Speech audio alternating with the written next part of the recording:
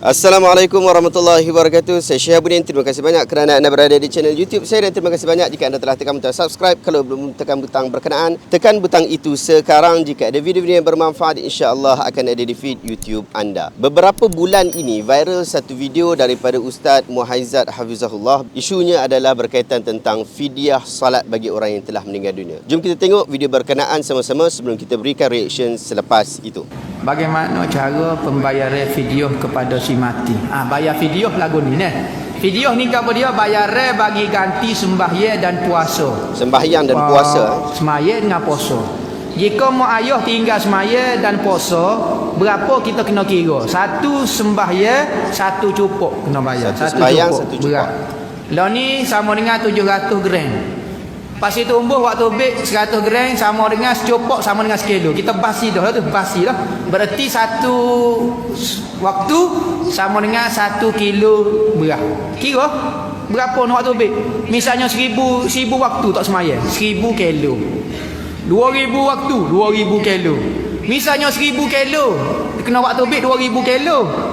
Puasa pula sehari kena bayar secupok. Sehari kena bayar sekilo juga. Jadi kira-kira semayang 1000, puasa 1000 contohnya lah. Jadi 2000 kena bayar 2000 kilo. Katanya kawan tu nak beli beras 2000 kilo ni tak ada piti. Ambo boleh beli 1000 ya. Nak buat ke mana? Okey. Seruh ke orang pondok, dia pandai cara nak selesai dia. Selesai dia lah ke mana? Seruh wakil kepada dua orang. Saya seruhlah kepada ustaz ko, kepada kawan ni untuk bayar fidyah wajib ganti semaya dan ganti puasa bagi mak ayah hamba. Okey. Kawan tu akan seduruh beli beras 1000 kilo, dia tolak. Bayar dah lah, bayar ke hamba sekali dah. Bayar selesai dah. Kaedah ni memang ada disebutkan di dalam kitab-kitab. Saya hamba depan ni panggil tolak beras, tolak beras. Hamba pula boleh beras tu hamba pula bayar. Hamba wakil daripada arwah sikit-sikit bayar fidyah dia puasa dengan semaya dia. Ui ikut saya hamba pula. Dia pun pergi pak 2000. Bayar kat hamba 1000, boleh kat hamba 1000 hamba bayar pula pada dia jadi 2000 dah. Bayar. Selesai ke. Kalau hak banyak hak beratnya mak ayah dia 10,000 kena bayar. 10,000 cukup. Dia beli 1000. Nyanyi hamba. 10 kali kena tolak. Tolak ni pula, hang ni mai tolak hamba pula, hang ni tolak hamba. Gosok kali body hamba. Nah, boleh 1000 kilo ya. Itu cara nak selesai video nah.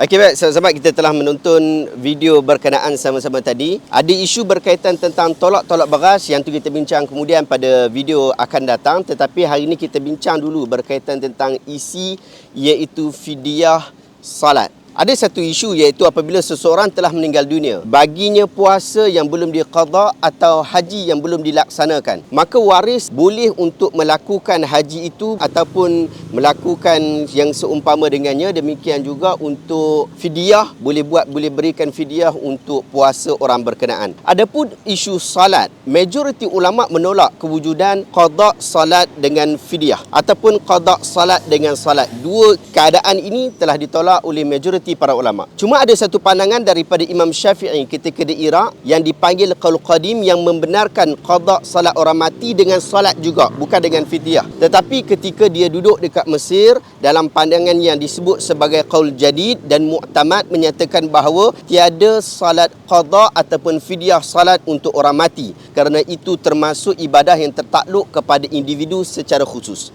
Pun begitu, pandangan yang mengatakan keharusan fidyah salat ini popular dalam mazhab Hanafi. Mereka berpandangan orang yang telah meninggal dunia tetapi masih ada hutang qada salat, maka ia boleh dinulasi setelah meninggal dengan cara dibayar fidyah daripada hartanya sebanyak setengah cupak ataupun satu cupak makanan asasi bagi satu waktu. Inilah yang disebutkan dalam kitab-kitab mereka. Was-salatu ka-sawmi bi-istihsanil masyayikh wa kullu salatin tu'tabaru bi-sawmin yawmin huwa sahih wa la yasumu anhu al-wali wa la yusalli liqaulihi sallallahu alaihi wasallam la yasumu ahadun an ahadin wa la yusalli ahadun an ahadin. Salat itu seperti puasa berdasarkan konsep istihsan para syekh mazhab Hanafi. Setiap satu salat dinilai sebagai satu hari puasa, dan ini adalah yang paling tepat di di dalam mazhab Hanafi. Tidak boleh puasa yang ditinggalkan digantikan dengan berpuasa oleh wali. Demikian juga salat, berdasarkan sabda Nabi SAW, tidak ada seorang pun yang menggantikan puasa orang lain. Demikian jugalah salat. Anda boleh rujuk kenyataan ini dalam kitab Al-Hidayah karya Al-Murghinani yang merupakan salah satu kitab fiqh mazhab Hanafi. Anda rujuk pada muka surat 125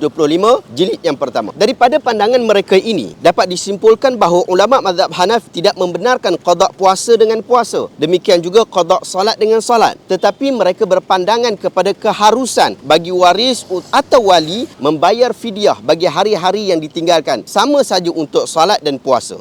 Jadi jelas kepada kita bahawa isu ini adalah isu khilaf. Pun begitu, sebagai orang yang bermazhab Asy-Syafi'i yang menyatakan tidak ada fidyah salat, kita patut mengkaji isu ini lebih mendalam. Apatah lagi sebahagian orang kita telah pun melakukannya. Demikian juga ada beberapa pendapat yang daif di dalam mazhab ini yang menyebutkan tentang kewujudan fidyah salat. Pertama, isu yang perlu kita sama-sama selidiki dalam hal ini ialah mahal niza'. Apakah faktor penyebab kepada perselisihan pendapat para ulama? Daripada sudut dalil, kita perlu melihat ada tak ayat-ayat Al-Quran, yang mana-mana ayat-ayat Al-Quran yang mengarahkan hal ini, ataupun sabdaan Nabi SAW yang menyebutkan berkaitan tentang solat qada si mati boleh dibayar dengan fidyah. Apabila diteliti, tidak ada satu pun ayat Al-Quran ataupun hadis-hadis Nabi SAW yang menyatakan hal ini. Kemudian dilihat pula daripada 11 sumber dalil dalam ilmu usul fiqh, adakah wujud salah satu daripadanya dalam isu ini? Setelah diteliti, ada dua isu yang mungkin boleh diangkat. Pertama, pandangan ataupun qaulus sahabah. Dalam isu ini ada pendapat Ibn Abbas yang dinukilkan dalam Sunan An-Nasa'i yang menyatakan la yusalli ahadun an ahadin wa la yasumu ahadun an ahadin walakin yut'amu anhu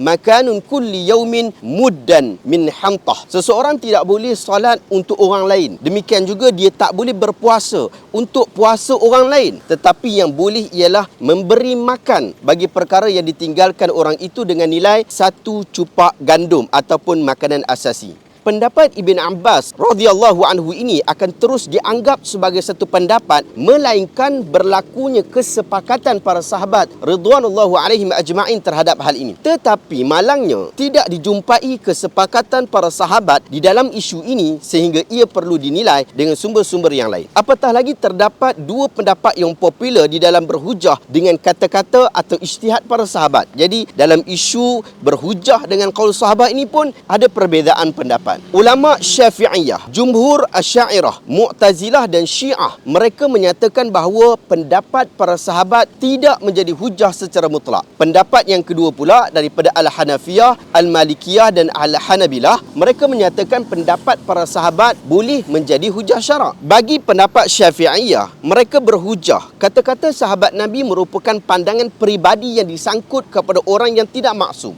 Setiap orang yang berijtihad pastinya terdedah dan harus melakukan kesilapan ataupun terlupa. Jika wujud pensyariatan berkenaan, nescaya para tabi'in tidak akan menyanggahi fatwa-fatwa daripada para sahabat. Sedangkan yang berlaku bukan seperti itu. Kita dapati banyak fatwa-fatwa daripada tabi'in yang menyanggahi fatwa para sahabat. Manakala pendapat yang kedua pula berhujah, mereka berkata sekalipun para sahabat Nabi terdedah kepada kesilapan, mereka lebih hampir kepada kebenaran disebabkan ketinggian ilmu bahasa, keadilan dan fadilat diri mereka sendiri. Mereka adalah orang-orang yang paling kuat merujuk sebab nuzul ayat dan sebab urut hadis. Mereka menyaksikan keadaan kehidupan Nabi Muhammad SAW, bahkan mereka sangat tahu maqasid dan sebagainya. Keadaan mereka tidak setaraf dengan mujtahid yang lain. Pendapat mereka lebih rajih berbanding pendapat mujtahid yang lain. Ia boleh menjadi hujah. Itu kata mereka, kata pendapat yang kedua. Dr. Wahbah Az-Zuhaili rahimahullah, dia memberikan kritikan terhadap pandangan-pandangan ini dan dia memberikan kesimpulan di dalam buku dia Al-Wajiz fi Usulul Fiqh. Dia kata apa yang zahir kepada kita ialah pendapat para sahabat dapat menguatkan suatu ijtihad di dalam isu rajih. Namun begitu ia tidak menjadi dalil syarak sehingga mewajibkan untuk beramal dengan pendapat para sahabat seperti mana kita beramal dengan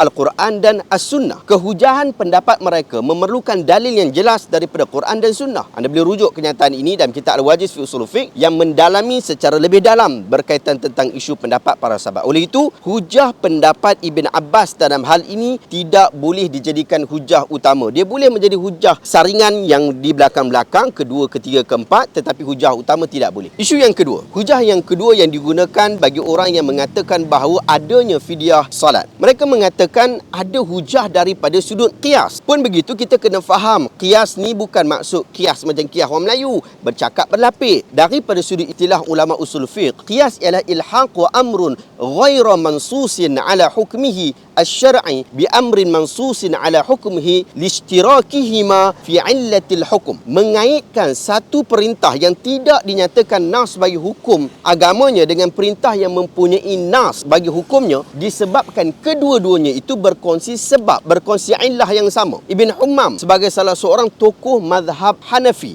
apabila dia memberi ulasan tentang qiyas salat dengan puasa yang digunakan, beliau menyatakan annal mumatsalata qad thabatat syar'an baina as-shaum wal it'am wal mumatsalah baina as-salah was shaum sabitatun wa misli syai'in jaza an yakuna mislan lidzalika syai' wa ala taqdiri dzalika yajibul it'am. Persamaan antara puasa dan memberi makan telah sabit dalam agama, maksudnya fidyah. Demikian pula persamaan antara salat dan puasa ia telah sabit. Oleh itu antara salat dan puasa itu sama antara kedua-duanya. Oleh itu boleh disamakan dengan kewajipan memberi makan. Anda boleh rujuk dalam Fathul Qadir oleh Ibn Hummam jilid yang kedua muka surat 359.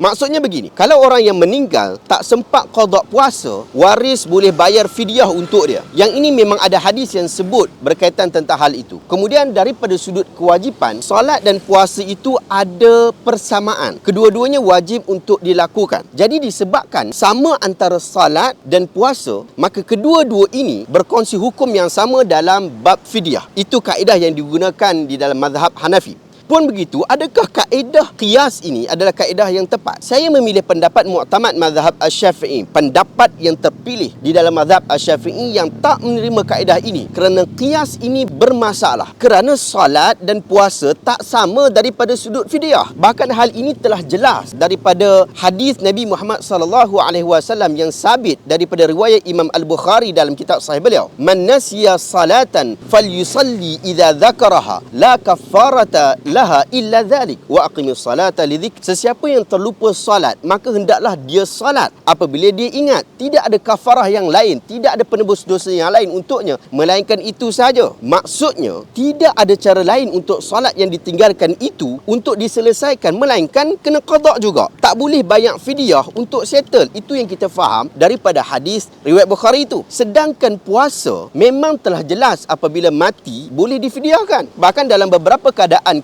ketika hidup pun boleh dibayar fidyah, seperti fidyah puasa untuk orang yang terlalu tua, yang tiada kemampuan puasa, atau pesakit yang kesukaran sedangkan sakitnya itu hampir tiada harapan sembuh. Ini disebutkan di dalam kitab-kitab fiqh para ulama kita. Kesimpulannya, tiada satu pun dalil daripada pihak mazhab Hanafi yang kita hormati yang kuat di dalam bab ini. Demikian juga pendapat jumhur ulama yang menolak pendapat ini. Majoriti para ulama yang menolak isu fidyah salat ini cukup kuat. Maka kita sebutkan sekali lagi bahawa tiada fidyah salat bagi orang yang telah meninggal dunia. Cukup kita berpada dengan pendapat muktamad dalam mazhab Asy-Syafi'i rahimahullah, iaitu tiada salat dan fidyah bagi orang yang telah meninggal dunia. Doakan sahaja mereka kebaikan buat diri mereka. Dan telah menjadi kewajipan untuk kita mengingatkan pesakit untuk menunaikan salat sekiranya mereka berakal. Jangan hampir jumpa orang bersakit, hampir ziarah orang yang sedang sakit, hampir buat relax saja. Ingatkan mereka berkaitan tentang salat. Kalau tak boleh berdiri, suruh duduk. Kalau tak boleh duduk, baring. Kalau tak boleh baring, gunalah apa-apa isyarat yang sesuai. Salat itu adalah kewajipan selagi mana anda mukallaf. Tapi kalau pesakit tu dia dah koma, macam mana pula? Dia lepas koma dia meninggal dunia. Maka waktu koma itu dia tidak menanggung apa-apa dosa. Dia tidak menanggung apa-apa dosa meninggalkan salat kerana dia tidak lagi mukallaf. Jadi nak pening buat apa kat sini? Dia tak sedar dah dan akal dia pun tak ada pada waktu tu. Dia bukan lagi mukallaf. Anda rujuk satu fatwa, saya ingat fatwa yang cukup padu dalam bab ini.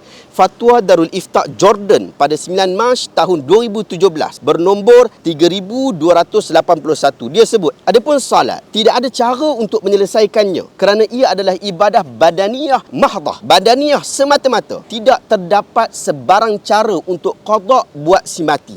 Ini berbeza dengan puasa, ini berbeza dengan haji. Tetapi digalakkan untuk memperbanyakkan doa kepada si mati dan bersedekah untuknya. Semoga Allah Ta'ala mengampunkan dirinya atau sedekah itu dapat mengurangkan dosanya. Wallahu ta'ala alam. Adakah anda dapat sesuatu daripada video hari ini? Jika anda rasa video hari ini bermanfaat, tekan butang share. Semoga orang lain juga mendapat manfaat yang sama. Terima kasih banyak. Assalamualaikum warahmatullahi wabarakatuh.